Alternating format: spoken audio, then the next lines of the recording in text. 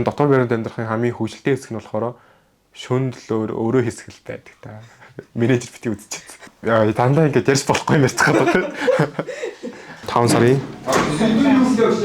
28 баха. Намайг ерөөлхөө гэдэг. Би Цонжин киберболын сургуулийн 11 2 ингээд суралцдаг. Одоо сурч байгаа сургуультай 2 жилийн өмнө гоо аймагаас шилжиж ирсэн байна. Би болохоор ер нь дунд ангиас хойш гадаад сурах мөрөөдөлтэй байсан. Тэгээд гадаад сурах мөрөөдлийг минь биелүүлэх сургууль хайж агаад тэгээд нэг өдөр манай ээж надад орж ирсэн. Ерөөлтөө энд ийм сургууль байгаа юм шиг чи явах уу гэж надад суучихсан байхгүй юу. Тэгээд би тэр өдөр болохоор яг өдөржингөө бодож агаад за оройн ээжд очиод за ээж тийш сурья гэж хэлээд тэгээд энэ сургуульд суралцсан. Анх би энэ сургуульд хүрчээд яг надад хамгийн сонир санагдсан юм болохоор би яг өмнө нь өндөрдөг байхдаа яг сургууль гэр хоёрын оронд л явдаг. Цуслан ч юм уу тийм янз бүрийн summer camp дээр зүрхсэн явж үзэж байгаагүй. Тэгээд анх удаа олон энэ тэндээс цугласан олон танихгүй хүмүүст орж ирээд хамт суралцсан чинь нэлээ эвгүй санагдчихсан. Тэгээс одоо хинтэн очиж юу ярих вэ гэж бодож бодсон. Би үтсэн хамгийн анхны сургуульд ирэхэд орчин нөхцөлийн хувьд л ер нь нэлээд таалагдчихсан. Тэгээд анх намаа ирэхэд орой болгон гой эвент зохиоод явуулсан болохоор тэрийн цэцэн бас нэлээд нөлөөлсөн баг. Ер нь бол өмнөх сургуулийн маань амьдралын хвшил, энэ сургуулийн маань амьдралын хвшил хоёр хоорондоо нэг том ялгаа бол байхгүй. Яг хуучин сургууль багтаа яг л гэрээсээ сургууль руу яваад, сургуулиасаа дараа нь дугуйлан яваад, тэгээд хамгийн сүүлд гэрт очдог гэсэн. Тэгээд яг хамгийн том ялгаа нь гэх юм бол сургууль гэр хоёр нь нэг дор байрлах нь надад хамгийн таалагддаг. Сэтгэл зүйн тал дээр ямарваа нэгэн байдлын яг сэтгэлээр унах ч юм эсвэл homesick авах ч юм уу. Яг тиймэрхүү тохиолдол гэх юм бол манай сургууль өөрөө сэтгэл зүйчтэй. Тэгээд хүссэн хүмүүс нь болохоор яг сэтгэл зүйч рүү ороод үйлчлэгээ аваад ярилцаад сэтгэлээ онгойлгоод ч юм уу гараад ирэх боломжтой байдаг. Айлцвал найзуудтайгаа ч юм хуваалцаж болдог. Миний хувьд бол яг найзуудтайгаа илүү түлхүү юм ярилцдаг та. Уцаа бид нар болохоор яг хичээл болон секс дуулангуудын дараа 8-9 цагийн хооронд 1 цаг л ашиглах боломжтой байдаг. Тэр хугацаанд болохоор аав ээжтэйгээ ярилцсан, хуучин найзуудтайгаа ярилцсан, зүгээр сошиал платформудаар аялах ч юм уу тиймэрхүү зүйлүүд хийдэг. Би болохоор сая өнгөрсөн 4-р сард IELTS өгөөд 6.5 он авсан байгаа. Тэгээд яг энэ IELTS оног аханд бол миний хамгийн их нугсан зүйл гэх юм бол mock test буюу жишг тестүүд байгаа. Тэгээд бас дээр нэмээд манай англи багш нар бол бидэнд нэлээд тусалж байсан. Эсээг бол ингэж бичнэ, ийм structure ашиглана, ийм бүтц ашиглана, ийм үг ашиглана гэх мэтчлээ. Тэгээд жишг тестэн дээр нь болохоор яг жинхэнэ IELTS өгч байгаа юм шиг бид нар яг компьютер хаар суугаад яг л жинхэнэ IELTS өгч байгаа юм шиг чимээгүй орчин бүрдүүлээд хийдэг.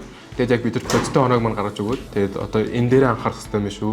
Энэ чинь ийм суул байна шүү. Энэ чадвар чинь ийм суул байна шүү. Энэ чадвар чинь хамгийн сайн байна гэдээ харуулдаг. Тэгээд яг тэрийг харж агаад за тэгвэл би listening-тэй сайн юм чинь ойроо зөвхөн reading-гээ бэлдээд бай. Эсвэл би writing-аа сайн бичиж байгаа юм чинь зүгээр speaking-гээ бэлдэх гэх юм яг тэг байдлаар бэлж авсан. Би болохоор яг саяхан 2 сард жил болгон зохион байгуулагддаг. Америкийн засгийн газраас буюу American Council гэдэг газраас зохион байгуулагддаг Flex гэдэг сурах солилцооны хөтөлбөрт тэнцсэн байгаа. Тэгээд яг энэ хөтөлбөрийн хүрээнд гэх юм бол би дараа жил яг Америк руу явж 1 жилийн турш Америк ахлах сургуулийн хүүхдүүдтэй хамт суралцах тийм боломжтой болсон. Яг миний хувьд л багаас яг Америкийг юу нэг боддог байсан. Тэгээд одоо л яг дараа жилд очиж хараад яг ямар газар байна тохирох юм байна уу? Хүмүүсийн соёл ямар мэдгийг сайн судалж агаад тэгээд босож Монголд урж ирэхээр за тэгвэл их сургууль руугаа Америк руу явах юм байна. Аль эсвэл хэрэв над нэг тийм хүчтэй сэтгэл үлдээгөө байх юм бол за тэгвэл өөрөө судалж үзье даа ч юм уу. Тиймэрхүү байдлаар сонгож бодож байгаа.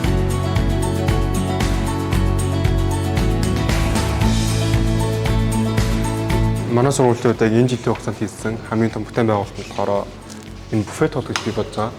Өмнөх жилүүд болохоор бидэрт буфет хоол өгдөг байсан.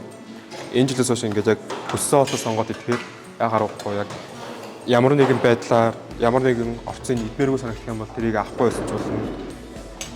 Аль эсвэл яг өөрөө баг хот идмэр ч юм эсвэл бүр өссөн үедээ яг тэнд нь тааруулаад авч байгаа болохоор нэлээд таалагдж байгаа.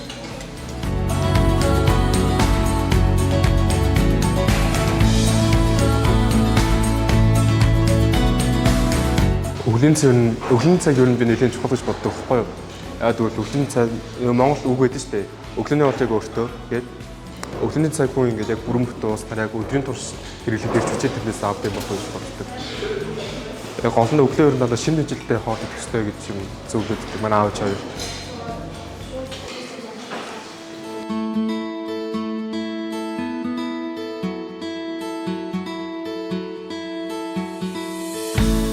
Сургууль руу гэх юм бол өглөөний цайнд болохоор Юуцсан би өглөөний цайнд дандаа өндөг болохыг хичээдэг. Бас уургалаг болохоор дээр нэмээд будаа хүмс тэгээд мах хурн ахиу хаав. Тэгээ шүлний хувьд гэх юм бол бантанд илүү дуртай бас илүү.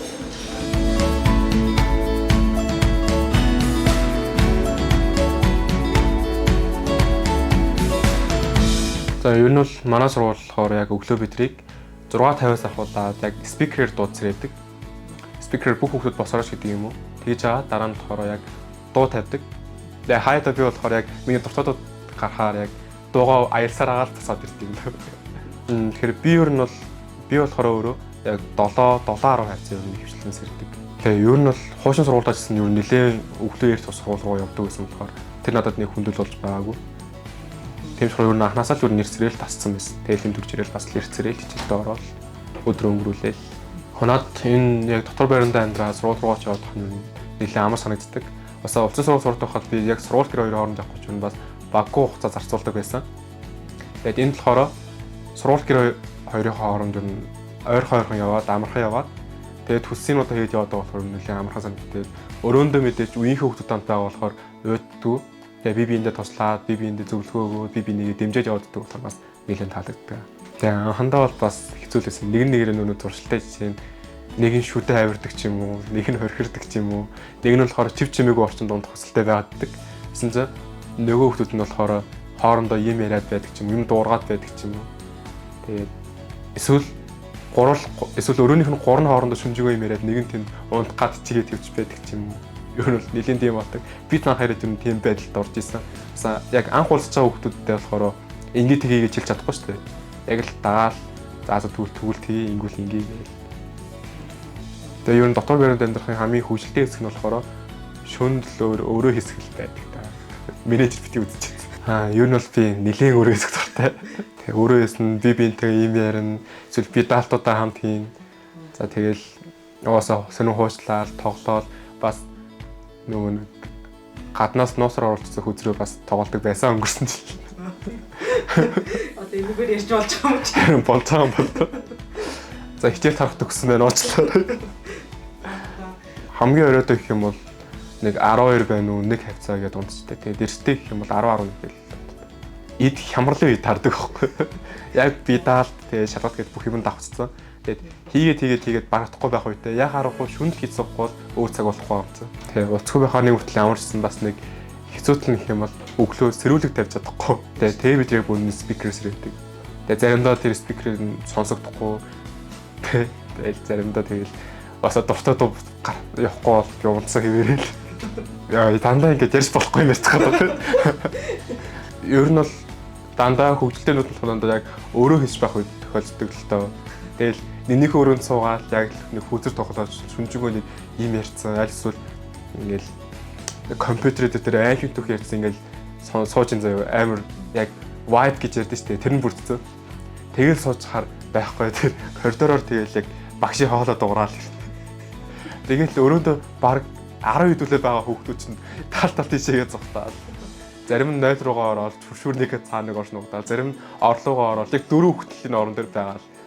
Тэгэл зарим ширээн дагуур орж нугдаад. Би юу нэг хөвтлэн ширээн дагуур орж нугдтыг. Тэгэхээр ингээд хамгийн сонин нь манай багш нар болохоор яг 0 дах хүүхдүүд олчихно. Орон дээр байгаа хүүхдүүд олчихно. Ширээнд орохыг болтгий шалгав. Заримдаа тэр 6-ахнаа бодоход бас өрөвдөнө. Ингээл уйлаад анх 9 сард юу 6-ах нэлээд хуйлдаг байсан. Тэгээд одоо ажиглаадсан чи одоо бол уйлах цаашаа баг гэртээ ярих дургүй юм уу. Яг найзтайгаа яг тоглоод яг айгүй хөвгөлтэй байж байгаа юм шиг харагддаг. Тэгээд заримдаа ч тэгээд уусаа 6 дугаар ангийн хүүхдэл болсон хоорондоо муудалцсан. Хоорондоо зодоон зөхөн ч юм уу тиймэрхүү юм хийн. Тэгээд уйлцсан.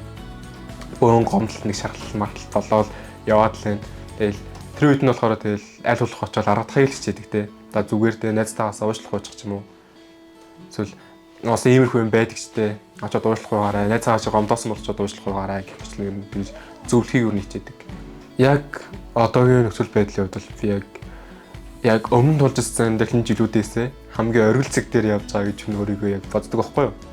Энэ жил болохоор ер нь нэлээд төсөөлөөгүй байсан нэг тийм амжилт юм эсвэл төсөөлөөгүй байсан хүмүүстэйгээ уулзаад төсөөлөөгүй байсан хөтөлбөрүүдтэй ч оролцоод яваадсан.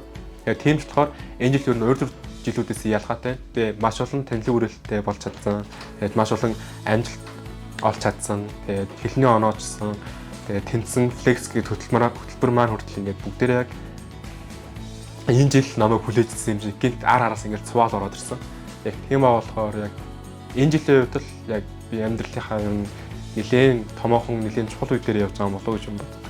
Юу гэсэн энэ бичлэгийг үзэж байгаа өдөр орой эсвэл өглөөний мэнд. Тэгээд та бүхэн манай дүүнэр эсвэл манай үеийн хүүхдүүд ах эх нар маань бүгдээр яг өөрсдийнхөө хамгийн сайн чадхаараа хичээж байгаа шүү. Тийм болохоор яг энэ жил өөртөө шагнаад хүүхдийн баяраа ч гэсэн аж аргалтай юуж бодохгүйгээр юуж санаа зовхгүйгээр гоё тэмдэглээрэй гэж хүсье. Тэгээд аав ээжтэй гэх юм бол хайртай шүү гэж хэлье.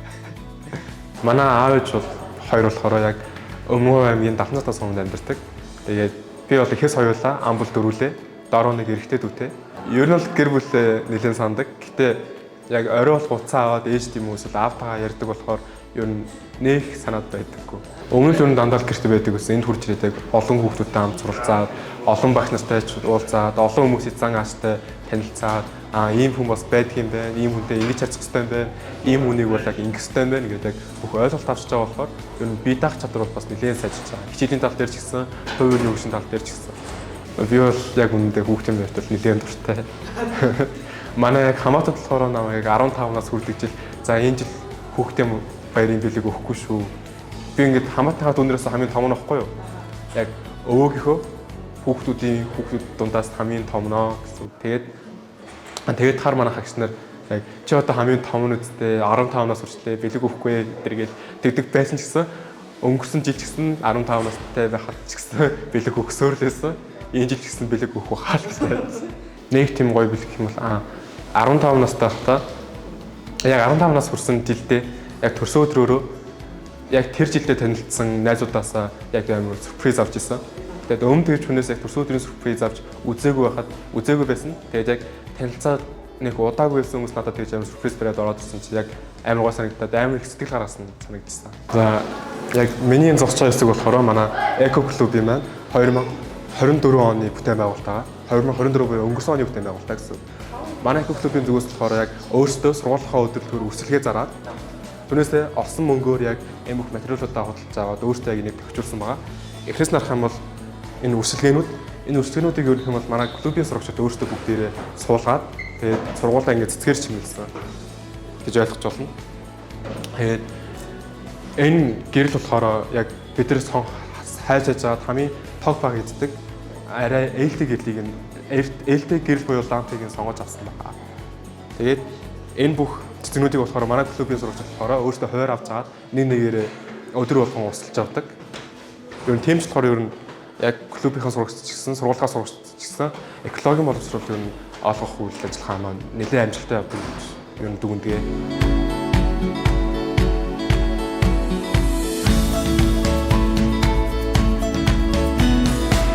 Манай сургуулийн хэмжээнд болохоор яг хөгжмийн чиглэлээр гэх юм бол төгөлдрөөр, ятаг, гитар, морин ургасан дуулангууд ажилладаг. Тэгээд өөр дуулангууд гэх юм бол график дизайны дуулан, тэгээд софтверийн дуулан гэж байгаа. Тэгээд үндэсний бичгийн дуулан гэж байгаа. Уран бичлэгийн дуулан гэсэн үг л дээ. Тэгээд Эко клуб гэж байгаа. Тэр нь болохоор яг байгаль орчны экологи хариуцдаг. Би болохоор хувьдаа Эко клуб болохоор 2 жил ерөнхийлөгчөөр нь ажиллаад явж байгаа. Тэгээд дээр нэмээд англи дуулангууд байгаа. IELTS-ийн тусдаа бэлдэх ангиуд гэдэг. Энэ мэтлэр нь нэлээд олон дуулан байна. Миний хувьд бол төгөлдрөөрийн дууланд одоо 2 жил явж байгаа. Тэгээд нэмээд Эко клубээ бас 2 жил өдөрч байгаа бол яг төгөлдрөөр Эко клуб баяртай бол яг энэ тэнцүү дуртай. Тэгээд яг энэ сургууль хурж ирэхээс өмнө төгөлдрөөр амар сонирхдаг. Эцэг мөрлөө надад ерөөсөө яг тоглох боломж гарч ирдэг байсан. Тэгээд энэ сургуульд хүрээжсэн чинь төгөлдрөөрийн дуулалтнаар гэм уухантаа содж байгаа бүртгүүлээ. Анх сурахад бол би яг бүх анхаарлаа ганц төгөлдрөөр руугаа хандуулаад ухаан мэдрэлгүй юм шиг тэрийгээ давцдаг байсан байхгүй юу. Тэгээд сүүлийн жилүүд болохоор нөгөө нэг их сургуулийн өргөдөлч гэх юм уу тиймэрхүү юмуд гарч ирээд арай нэг төгөлдрөөрийн хөрөнд орж ирэх нь багасаад байгаа. Хичээлээс гадуур хүүхдийн хобби бол миний хувьд бол амар чухал санагддаг. Нэг гэх юм бол хичээлээс гадуур хобби гэдэг чинь тухайн хүүхд яг дуртай юм гэж ойлгож болно шүү дээ. Тийм болохоор ямарваа нэгэн байдлаар хичээлдээ дарагдаад ч юм уу эсвэл амар тэгж стресстэй сэтгэл санаа нь жоохон хүнд хэцүү явж байгаа тэг хүн миний болохоор дуртай юм хийж байгаа тэр хүү уур бухимдал юм эсвэл жоохон хэцүү өдрөмжүүдэд дарах хэрэгтэй юм шиг санагддаг. Тэгээд хэрвээ ямар нэгэн хичээлээс гадуур хобби Тэгээд аль эсвэл дуулангүй байсан ч юм болно л доо. Гэтэл тиймэрхүү юмд явдаг хүүхдүүд маань болохоор яг тэрхүү зүйлийг хийж явахдаа л илүү ажрал мэдэрдэг болчтой юм байлээ.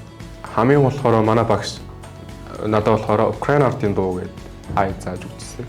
Миний одоо тоглож байгаа гол нь нэргүй юм шиг байна. Нэргүй юм шиг байлээ. Нөгөө нэг дээр үед манай аав үед ч юм уу нөгөө нэг яг Орсын телевизээр амтны үрэл ингээд нэвтрүүлэг гардаг байсан да. Яг тэр нэвтрүүлэг үеэр гардаг байсан дуу байна гэдээ манай аав надад хэлжсэн байхгүй юу. Тэгэхээр нэг хөвгөлтэй би тэрийг шууд за амтны ертөнц гэдэг.